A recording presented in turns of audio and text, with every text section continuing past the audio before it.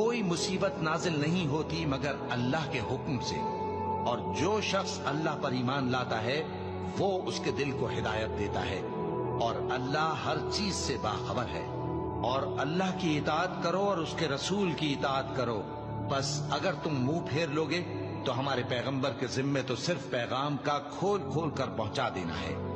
اللہ جو معبود برحق ہے، اس کے سوا کوئی عبادت کے لائق نہیں، تو مومنوں کو چاہیے کہ اللہ ہی پر بھروسہ رکھیں۔ مومنوں، تمہاری بیویوں اور اولاد میں سے بعض تمہارے دشمن بھی ہیں، سو ان سے بچتے رہو، اور اگر معاف کر دو اور درگزر کرو اور بخش دو تو اللہ بھی بخشنے والا ہے، مہربان ہے۔ تمہارا مال اور تمہاری اولاد تو آزمائش ہے، اور اللہ کے ہاں بڑا اجر ہے، سو جہاں تک ہو سکے اللہ سے ڈرو اور اس کے احکام کو سنو اور اس کے فرمانبردار رہو اور اس کی راہ میں خرچ کرو، یہ تمہارے حق